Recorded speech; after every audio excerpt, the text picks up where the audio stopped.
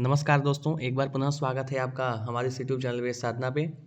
और आज के इस वीडियो से हम लोग पढ़ने वाले हैं विप्सा के उदाहरण। जैसा कि आप लोगों ने पिछले वीडियो में देखा था, यथा शब्द के जैसे कि अव्यय भाव समास का मुख्य सूत्र था अव्ययम विभक्ति इत्यादि जो सूत्र थे, उसमें यथा के 4 अर्थ माने गए थे। योग्यता, विप्सा, पदार्था, नतिवृत्ति, सादृश्यान यथार्था। अर्थात योग्यता, विप्सा, पदार्था, नतिवृत्ति और सादृश्य। तो सबसे पहले हम लोगों ने योग्यता के उदाहरण को देख लिया था। क्या देखा था? रूपस्य योग्यम इति अनुरूपम। ठीक है, जैसा कि आप लोग देख सकते हैं यहाँ पे कुछ प्रयोग यहाँ पे दिए गए हैं। तो गुणानाम योग्यम अनुगुणम, लेखस्य योग्यम अनुलेखम, विद्यालयस्य योग्यम अनुविद्यालयम। और उसी श्रृंखला में आज हम लोग यथा के 4 अर्थ थे, योग्यता, विप्सा, पदार्था, नतिवृत्ति और सादृश्य। तो योग्यता के उदाहरणों को हमने देख लिया था। अब हम लोग विप्सा के उदाहरण की ओर चलते हैं। तो देख सकते हैं, आप लोग को दिख रहा होगा यहाँ विप्सा का उदाहरण क्या है? प्रत्यर्थम। लौकिक विग्रह इसका क्या होगा? अर्थम अर्थम प्रति। अर्थम अर्थम प्रति, ये क्या है? लौकिक विग्रह है। लौकिक विग्रह क्या है, अलौकिक विग्रह क्या है, मैंने आप लोग को पिछले वीडियो में बता दिया है। और देखिए, अर्थम अर्थम प्रति यह अलौकिक विग्रह है और अर्थ अम प्रति ये अलौकिक विग्रह है। अब इससे किससे समास होगा? इसमें अव्ययम विभक्ति समीप समृद्धि वृद्ध्यर्था अभावतया संप्रति शब्द प्रादुर्भाव पश्चात यथानुपूर्व योगपद साध संपत्ति साकल्यान्त वचनेषु। इसके द्वारा यथा के विप्सा अर्थ में विद्यमान प्रति के साथ, किसके साथ? प्रति के साथ रूपंगस का समास हो जाएगा।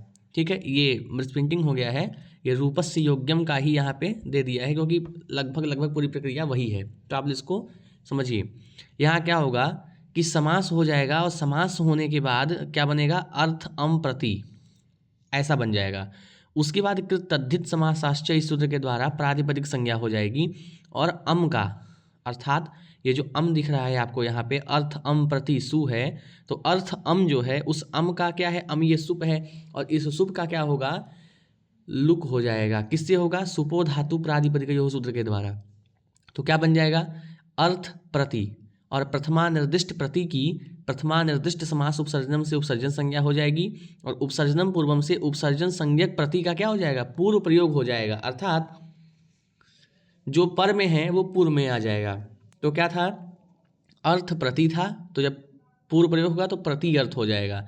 प्रति अर्थ होने के बाद यहाँ ई को यण सूत्र लग जाएगा, इससे यण हो जाएगा तो बन जाएगा प्रत्यर्थ। अब प्रत्यर्थ होने के बाद अव्यय भावश्च से अव्यय संज्ञा हो जाएगा और एक देश विकृत मनन्यवत इस न्याय के बल पर प्रत्यर्थ को प्रातिपदिक मान करके सुविभक्ति आई और उसका अव्ययादाप सुपह से लुक प्राप्त हुआ। समझ गए? अव्यय संज्ञा हुआ, किससे हुआ? अव्यय भावश्च के द्वारा हुआ। और एक देश विकृत मनन्यवत इस न्याय के बल पर क्या होता है? प्रत्यर्थ को, किसको? प्रत्यर्थ को प्रातिपदिक मान करके, ठीक है, और सुविभक्ति आई और सु उसका अव्ययादाप सुपह से लुक प्राप्त हो गया। किसका? सु का। तो सूत्र आया ना वे भावा तोम्य तो पंचम्या। इससे क्या होगा? विभक्ति के लुक का निषेध तो हो ही जाएगा, अर्थात जो सु का लोप हो रहा था उसके लोप का तो निषेध यह सूत्र कर ही देता है और साथ ही साथ क्या करता है? सु के स्थान पर अम आदेश कर देगा। तो बन जाएगा प्रत्यर्थ और अम। प्रत्यर्थ अम बनने के बाद सूत्र है अमी पूर्व, इससे क्या होगा? पूर्व रूप हो जाएगा, तो बन जाएगा प्रत्यर्थम। अमी पूर्व जो सूत्र है वो अजंत पुल्लिंग का है। तो क्या होता है? इससे पूर्व रूप हो जाता है। अक संबंधी, अगर अक और अम संबंधी अच पर में हो तो क्या होता है? पूर्व रूप एक आदेश होता है, इससे पूर्व रूप हो जाएगा तो बन जाएगा प्रत्यर्थम। ये हो गए किसके उदाहरण? ये हो गए आपके विप्सा के उदाहरण। ठीक है, अब देखिए इसी तरह क्या होता है? छात्रम छात्रम प्रति प्रति छात्रम, जन्म जन्म प्रति प्रति जन्म, गृहम गृहम प्रति प्रति गृहम, उसके बाद वृक्षम वृक्षम प्रति प्रति वृक्षम। इस प्रकार से जो है ये समास होते हैं। ये किसके उदाहरण है? विप्सा के। ठीक है, विप्सा मतलब बारंबार होना। क्या होना? बारंबार होना। ठीक है, तो प्रत्येक अर्थ के प्रति, अर्थात प्रत्येक अर्थ के प्रति बार बार वह हो रहा है, तो क्या हो गया? यहाँ कौन सा समास हो गया? अव्ययी भाव समास के विप्सा के यह उदाहरण हो गए। ठीक है, अब आता है पदार्थानतिवृत्ति का उदाहरण।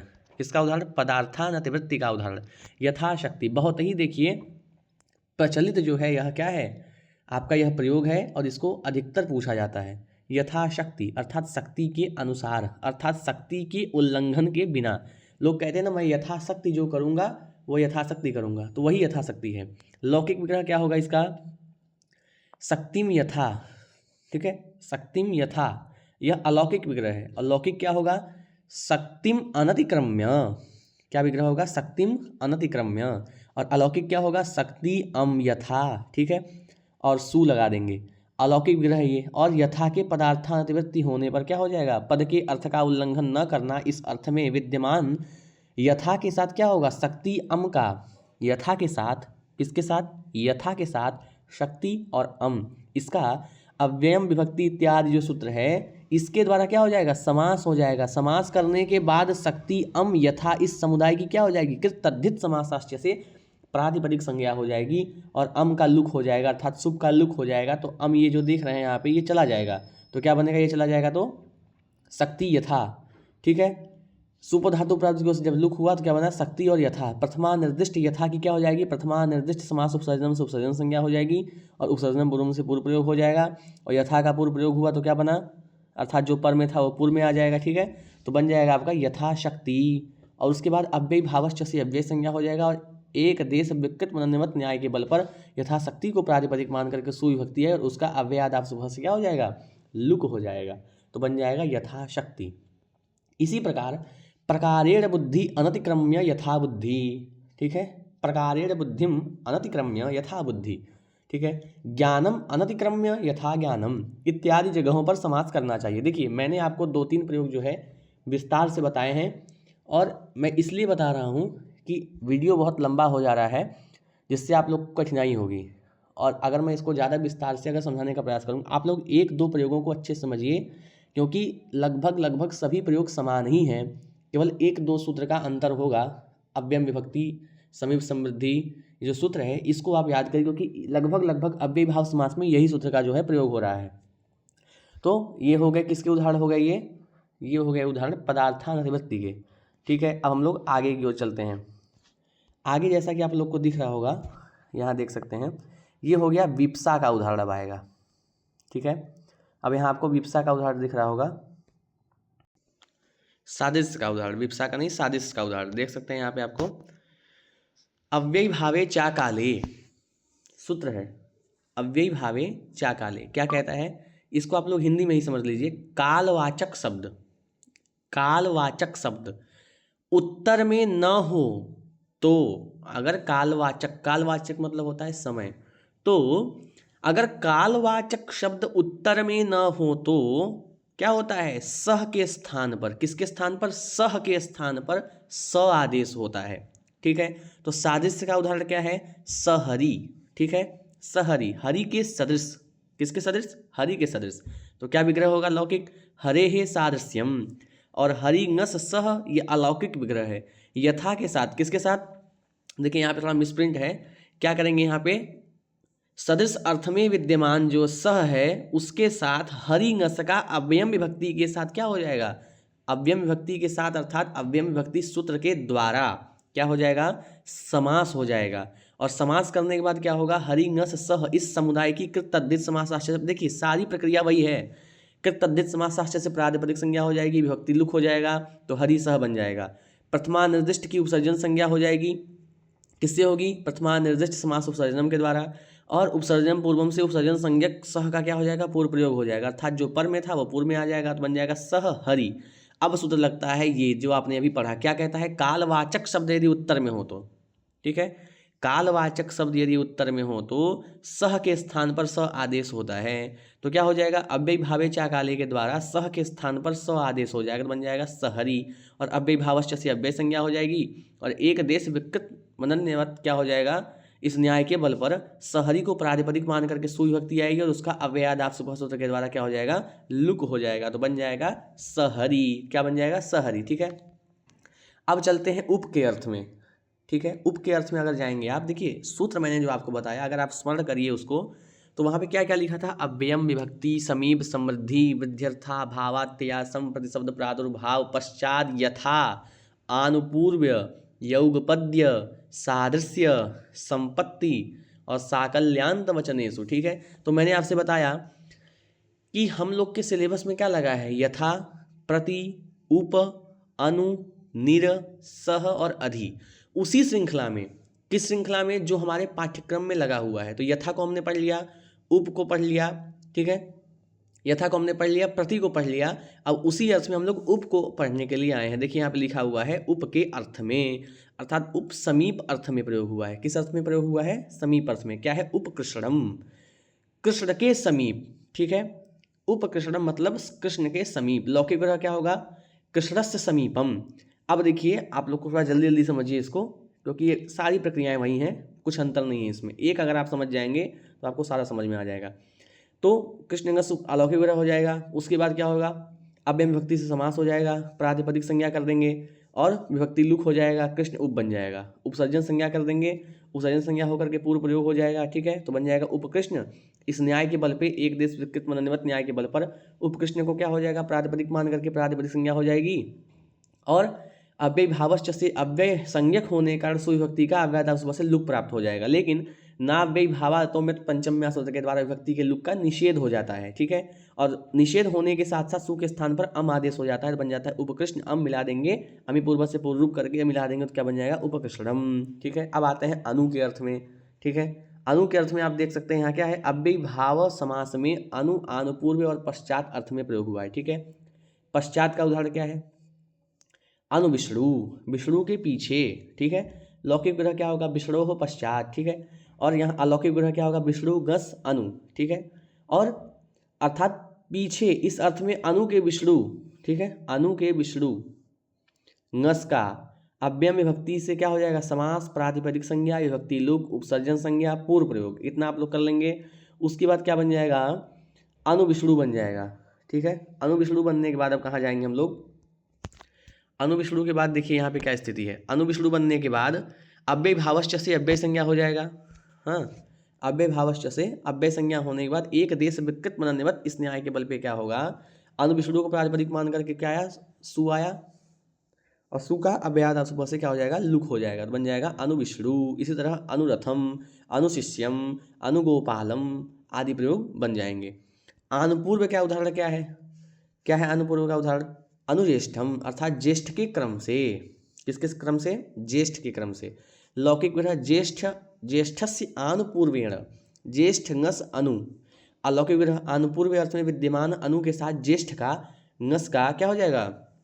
अव्यय विभक्ति से समास, प्रातिपदिक संज्ञा, विभक्ति लुक, उपसर्जन संज्ञा, पूर्व प्रयोग, इतना आप लोग कर लीजिए। उसके बाद पूर्व प्रयोग होने के बाद क्या बनेगा? जो ज्येष्ठ अनु था वो अनुज्येष्ठ बना, अव्यय भावश्च से अव्यय संज्ञा, एक देश विकृत इस न्याय के बल पे क्या होगा? अनुज्येष्ठ को प्रातिपदिक मान करके सु आया, सु को क्या हो जाएगा? लुक प्राप्त होगा, लेकिन सूत्र लग जाएगा नाव्यय भावा तो में तो पंचम्या सूत्र के द्वारा क्या हो जाएगा? लुक का निषेध हो जाएगा। किसका? जो सु का लुक हो रहा था उस लुक का निषेध हो जाएगा। और साथ ही साथ क्या होता है? इसी सूत्र से सु के स्थान पर अम आदेश होकर के बन जाता है अनुज्येष्ठम। इस तरह वृद्धस्य आनुपूर्वेण अनुवृद्धम भी बनेंगे, ठीक है। अब निर के अर्थ में चलते हैं हम लोग। किसके अर्थ में? निर के अर्थ में। अव्यय भाव समास में क्या होता है? निर का निर उपसर्ग अभाव अर्थ में प्रयोग हुआ है। निर्मक्षिकम, अर्थात मक्षियों का अभाव, मक्खियों का अभाव, ठीक है। मक्षिकाणाम अभाव, ये भी पूछा है पिछले पेपर में, ये पूछा गया है, ठीक है। मक्षिकाणाम अभावः, इसमें कौन सा समास हुआ है? तो आप पढ़े रहेंगे तो बता देंगे कि अव्यय भाव समास हुआ है, ठीक है। तो क्या होगा इसमें? मक्षिका। इसका केवल लौकिक और अलौकिक ग्रह याद करिए, यही आपको काम आने वाला है, ठीक है। और ये याद रखिए कौन सा समास है इसमें, ठीक है। अब क्या होगा यहाँ पे? मक्षिका आम निर्सु अलौकिक ग्रह होगा, प्रातिपदिक संज्ञा समास, प्रातिपदिक संज्ञा, विभक्ति लुक, उपसर्जन संज्ञा, पूर्व प्रयोग, ठीक है। उसके बाद क्या होता है? पूर्व प्रयोग हो जाएगा तो बन जाएगा निर्मक्षिका। अब रेफ का ऊर्ध्वगमन हो जाएगा तो निर्मक्षिका हो जाएगा, ठीक है। जो यहाँ पे र दिख रहा है ये म के ऊपर चला जाएगा, ठीक है, तो बन जाएगा निर्मक्षिका बन जाएगा। उसके बाद इस न्याय के बल पे क्या होता है? निर्मक्षिका को प्रातिपदिक मान करके सुविभक्ति आएगी, अव्यय भावश्च से नपुंसक लिंग हुआ। और ह्रस्वो, देखिए यहाँ एक नया सूत्र लग गया, ह्रस्वो नपुंसके प्रातिपदिकस्य। इस सूत्र के द्वारा क्या होता है? आकार को ह्रस्व होकर के जो निर्मक्षिका था वह निर्मक्षिक हो जाएगा। और अव्यय संज्ञक होने के कारण सुविभक्ति को अव्ययादाव सुबह से क्या हो जाएगा? लुक प्राप्त हुआ। और नाव्यय लुक प्राप्त हुआ तो क्या होगा? सूत्र लग जाएगा नाव्यय भावा दतोस्त्य तत्पंचम्या, ठीक है। इससे क्या होगा? विभक्ति के लुक का निषेध तो होगा ही, और सु के स्थान पर अम हो जाएगा, बन जाएगा निर्मक्षिक अम। अमी पूर्वज पूर्व करते बन जाएगा निर्मक्षिकम, ठीक है। इतना हो जाएगा आप लोग से। ज़्यादा देखिए कठिन नहीं है, बहुत सरल है, इसको समझने का प्रयास करिए आप लोग थोड़ा सा। इसी तरह क्या होता है? मशकानाम अभावः निर्मशकम, विघ्नानाम अभावः निर्विघ्नम। जैसे बोलते हैं निर्विघ्नम कुरु मे देव प्रसन्नो भव सर्वदा, उसी प्रकार जो है विघ्नानाम अभावः निर्विघ्नम, यही बनाने की चेष्टा आप लोग करिए। उसी प्रकार अब सह के अर्थ में आते हैं, ठीक है। सह के अर्थ में तो सादेश विधायक विधि सूत्र आता है, यहाँ पे एक नया सूत्र आता है, अव्यय भावे चा काले सहस्य सह स्याद अव्यय भावे न तु काले, ठीक है। हरे हे सादृश्यम सहरी ज्येष्ठस्यानुपूर्व पूर्वेण इति अनुज्येष्ठम चक्रेण युगपत् सचक्रम सदृशः सख्या सखी क्षत्राणाम संपत्ति क्षत्रम दृढ़मप्य परित्यज्य सदृढ़मत्ति अग्निग्रंथ पर्यंतम अधीते साग्नि। देखिए क्या कहता है, कहता है सहस्य सह स्याद, माने सह को स आदेश करता है, कौन, ये सूत्र करता है, ठीक है। कब करता है, अव्यय भावे, अव्यय भाव समास में, लेकिन न तु काले, परंतु काल अर्थ में सह को स आदेश नहीं करेगा। क्या बनाना है, सचक्रम, अर्थात चक्र के साथ एक ही काल में। लौकिक विग्रह क्या होगा, चक्रेण युगपथ, चक्र का सह अलौकिक विग्रह होगा, युगपद अर्थात एक साथ एक ही काल में, इस अर्थ को लेकर के अव्यय विभक्ति से समास, ठीक है। समास करने पर क्या बना, चक्र का, और तद्धित समास से प्रातिपदिक संज्ञा विभक्ति लुक हो जाएगा, उपसर्जन संज्ञा कर देंगे इससे, और पूर्व प्रयोग कर देंगे। पूर्व प्रयोग होने के बाद क्या बनेगा, जो पूर्व में था वो पर में आ जाएगा, ठीक है। तो बन जाएगा सह चक्र, इतना आप लोग बना लेंगे। अव्यय भावे चा काले लग जाएगा, सह के स्थान पर स आदेश कर देगा, कौन लगेगा, अव्यय भावे चा काले, सह को क्या कर देगा, स आदेश, बन जाएगा सचक्र।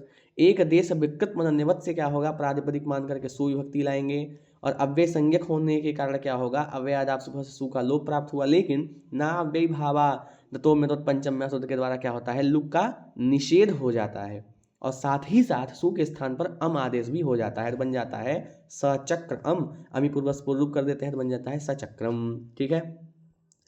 और इसी प्रकार हम लोग आगे चलते हैं, तो देखिए सह के अन्य उदाहरण यहाँ पे दिए गए हैं, ये भी देखिए बहुत ही इंपॉर्टेंट है आपको परीक्षा की दृष्टि से। क्या है, सदृशः सख्या ससखी, ये सब पूछ सकता है, और अधिकतर यहीं से पूछता है, क्योंकि यह लगा हुआ है आपके सिलेबस में, तो सिलेबस में ही से ही पूछता है, बाहर से तो पूछता नहीं है, बस शब्द बदले रहते हैं। आपका समास की प्रक्रिया वही रहेगी, पूरी प्रक्रिया वही रहेगी, और आप लोग को समस्या नहीं है, क्योंकि देखिए आपको पूरा यह विधि नहीं पूछा जाएगा आपसे कि सु का लुक किससे हुआ, अम किससे आदि, ये नहीं पूछा जाएगा, बस पूछेगा कि सदृशः सख्या ससखी, इसमें कौन सा समास है, तो आप पढ़े रहेंगे तो बता देंगे कि अव्यय भाव समास है, ठीक है।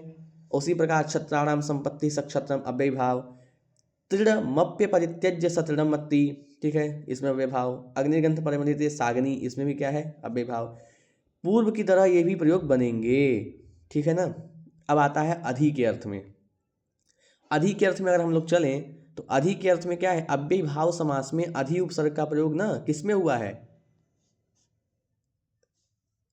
अव्यय भाव समास में अधि उपसर्ग विभक्ति अर्थ में प्रयोग हुआ है। किस अर्थ में, विभक्ति अर्थ में प्रयोग हुआ है, जिसके दो उदाहरण हैं। कितने उदाहरण हैं, दो उदाहरण, जिनको हम और आप देखते हैं। चलिए हम लोग उसको भी देख लेते हैं। देखिए यहाँ पे आप लोग को दिख रहा होगा, ये अधि के जो है उदाहरण हैं। अधिहरि, देखिए बहुत ही यह जो है प्रसिद्ध उदाहरण है अधिहरि, ये तो आना ही आना है। अधिहरि क्या है, अधिहरि मतलब हरि में, लौकिक विग्रह हरऊ इति, हरिंगी अधि, यह अलौकिक विग्रह हो जाएगा। सूत्र अलौकिक विग्रह करने के बाद क्या होता है, हरिंगी अधि, इस अलौकिक विग्रह में समास करने के लिए सूत्र लगा अव्यय विभक्ति। देखें अब यहाँ क्या होता है, अव्यय का विभक्ति आदि अर्थों में समर्थ सुबंत के साथ समास होता है। यह अव्यय है अधि, इसके साथ सामर्थ्य रखने वाला समर्थ सुबंत है हरिंगी। इस सूत्र से हरिंगी अधि का समास हो गया, अर्थात यह पूरा समुदाय समास को प्राप्त हो गया, ठीक है। समास करने के बाद हरिंगी समुदाय की प्रातिपदिक संज्ञा हो जाएगी, ठीक है। प्रातिपदिक होने के बाद क्या होगा, इसमें जो नी प्रत्यय लगा है प्रातिपदिक का अवयव बन गया, ठीक है। नी का सुपधातु प्रातिपदिकों से लुक हो जाएगा, तो बन जाएगा अधिहरि। उसके बाद क्या होता है, यहाँ पर उपसर्जन संज्ञा करेंगे, ठीक है। इसमें लिखा तो बहुत चीज़ है, उसको आप मत पढ़िए, सीधे पूरी प्रक्रिया वही है, कुछ नहीं करना है।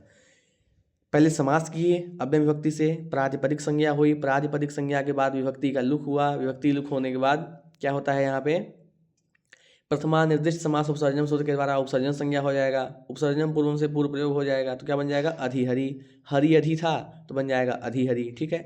तो प्रातिपदिक संज्ञा हो गई, तो अधिहरि बन गया। अब क्या हुआ, एक देश विकृत मनन्यवत न्याय के बल से विकृति होने पर भी वह प्रातिपदिक बना रहता है। देखिए इस न्याय का मतलब आप लोग नहीं समझ रहे होंगे अब तक, अब इसका मैं अर्थ बता देता हूँ। क्या है, विकृति होने पर भी वह प्रातिपदिक बना रहता है, अतः अधिहरि को प्रातिपदिक मान करके सुविभक्ति आ जाएगी। और अव्यय प्रकरण के अव्यय भावश्च से क्या हो जाएगा, अव्यय भावश्च सूत्र है, उससे अव्यय संज्ञा होने के कारण अधिहरि इस प्रातिपदिक में क्या हुआ, सुविभक्ति आई, और उसका क्या हो जाएगा, अव्ययादाप सुपह से लुक हो जाएगा, तो बन जाएगा अधिहरि। ठीक है, उसी प्रकार आता है अधिगोपम। गाहा पातीति गोपाः तस्मिन् गोपी इति अधिगोपम, यह लौकिक विग्रह है। और गोपी इति गोपांगी अधि इति, ठीक है, गोपी इति गोपांगी अधि इति अलौकिक विग्रह। पूरी प्रक्रिया वही है, समास कर देंगे अव्यय विभक्ति से, प्रातिपदिक संज्ञा होगा, विभक्ति लुक होगा, उपसर्जन संज्ञा होगा, पूर्व प्रयोग होगा। ठीक है, पूर्व प्रयोग होने के बाद होता है क्या, बन जाता है आपका जो गोपी अधि था वो अधि गोप हो जाता है। इसमें क्या होता है, इसमें देखिए कुछ विशेष प्रक्रिया होने वाली है। क्या बनता है आपका ये अव्ययम, ठीक है ना, अधि है। अब इससे क्या होगा, उपसर्जन संज्ञा हो जाएगी, उपसर्जन संज्ञक अधि का पूर्व प्रयोग हो जाएगा, तो क्या बन जाएगा अधिगोपा। क्या बनेगा, अधिगोपा, क्योंकि विग्रह क्या किया था हमने, गोपी इति और गोपांगी अधि इति, तो क्या बना, अधिगोपा बन जाएगा।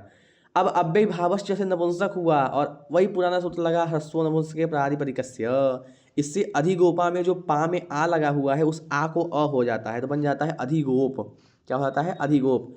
फिर वही न्याय लगा, एक देश विकृत मनन्यवत, इससे क्या होगा, विकृति होने पर भी वह प्रातिपदिक बना रहता है, तो अधिगोप की प्रातिपदिक संज्ञा हो जाएगी, प्रातिपदिकत्वात् क्या हो जाएगा, सुपोत्पत्ति होगा। और अव्यय प्रकरण के अव्यय संज्ञक होने के कारण अव्ययादाप सुबह से सु का लोप प्राप्त हुआ, तो सूत्र लग गया अनाव्ययी भावा दतो में पंचम सूत्र के द्वारा विभक्ति के लुक का निषेध तो होगा ही, और साथ साथ सु के स्थान पर अम आदेश भी हो जाएगा, तो बन जाएगा अधिगोप अम पूर्व से पूर्व कर देंगे तो बन जाएगा अधिगोपम। ठीक है, अधिगोपम बन गया इस प्रकार आपका। उसके प्रकार हम लोग आगे चलते हैं। देखिए आज आप लोगों का अव्ययी भाव समास प्रकरण समाप्त हो गया, केवल परीक्षा के दृष्टि से। ठीक है, आपके सिलेबस में क्या लगा था, यथा प्रति उप अनु निर सह अधि, ये लगे थे, जो कि आज समाप्त हो गए। अब देखिए कुछ आप लोग के लिए विशेष यहाँ पे मैंने देखिए किया है, क्या है ये, अव्ययी भाव समास के अति महत्वपूर्ण उदाहरण। ये सब अति महत्वपूर्ण है, महत्वपूर्ण होते तो ठीक है चल जाता, आप लोग इसको नज़रअंदाज कर सकते थे, लेकिन अति महत्वपूर्ण है। ठीक है, अब देखिए यहाँ एक साइड में क्या लिखा हुआ है, समासिक पद, और एक साइड में लिखा हुआ है लौकिक विग्रह। देखिए क्योंकि ये पूछता है, लौकिक विग्रह पूछ सकता है, अधिगोपम लौकिक विग्रह पूछ सकता है, उपकृष्णम लौकिक विग्रह पूछ सकता है, तो इसको तो कम से कम आप लोग देख लीजिए परीक्षा के दृष्टि से। आप लोग को उतना नहीं समझ में आया कोई बात नहीं है, लेकिन उसको भी समझने का प्रयास करिए, क्योंकि उसको समझेंगे तो आपको ही लाभ होगा। देखिए अधिगोपम है, मैं एक एक करके आप लोग को बताता जाता हूँ। देखिए अधिगोपम लौकिक विग्रह क्या होगा, गाहा पातीति गोपा तस्मिन् अधिगोपम, उपकृष्णम कृष्ण समीपम, समुद्रम मद्राणम समुद्री, दुर्यवनम यवनानाम वृद्धि, निर्मक्षिकम अक्षराम अभावो, अतिहिमम हिमस्यास्त्ययो। ठीक है, अतिनिद्रम निद्रा संप्रति न युज्यत इति लौकिक विग्रह है। इति हरि का हरि शब्दस्य प्रकाशः, अनुविष्णु का विष्णु पश्चात, अनुरूपम का रूपस्य योग्यम, प्रत्यर्थम का अर्थम अर्थम प्रति इति प्रत्यर्थम। उसी प्रकार है यथाशक्ति का शक्तिम अनतिक्रम्य, सहरी का हरिः सादृश्यम, अनुज्येष्ठम का ज्येष्ठस्यानुपूर्वेण इति, सचक्रम का चक्रेण युगपद, ससखी का सदिशः सख्या, सक्षत्रम का क्या होगा, क्षत्राणाम संपत्ति, सत्रिणम का तृणमप्य परित्यज्य, साग्नि का अग्नि ग्रंथ पर्यंतम अधीते, पंचगंगम का, देखिए बहुत ही प्रसिद्ध उदाहरण ये भी है, पंचगंगम पंचानाम गंगानाम समाहारः। ठीक है, द्विमुनम का द्वयोर यमुनयोः समाहारः, उपसर्दम का क्या होगा, सरध समीपम। ठीक है, प्रतिविपासम का क्या होगा, विपासम विपासम प्रति, उपजरसम का क्या होगा, जराया समीपम, और उपराजम का आराध्य समीपम, अध्यात्मम का आत्मनि, और उपचर्मम उपचर्म क्या होगा, चर्मरः समीपम। ठीक है, उपसमिधम का क्या होगा, उपसमिधम उपसमित क्या होगा, समिधा समीपम, द्विमुनि का द्वौ मुनि वंश्यौ, त्रिमुनि का त्रिमुनि वंश्यौ, और एक विंशति भरद्वाज का एक विंशति भरद्वाज ही होगा। ठीक है, तो आज के इस वीडियो में आप लोगों का अव्ययी भाव समास प्रकरण समाप्त हो गया। अब अगले वीडियो से हम लोग क्या पढ़ेंगे, तत्पुरुष समास की ओर चलेंगे, जो कि भी बहुत ही महत्वपूर्ण है। ठीक है, तत्पुरुष समास को हम लोग अगले वीडियो से पढ़ेंगे। जितना आप लोगों ने पढ़ा इसको अच्छे से ध्यान से इसको समझिए, और यदि चैनल पे नए हैं तो चैनल को सब्सक्राइब कर लीजिए, बेल आइकन को प्रेस कर दीजिए, ताकि जितने भी वीडियो हैं उनके नोटिफिकेशन आपको मिलते रहें और आप लोग लाभ ले सकें। ठीक है, आज के लिए इतना ही।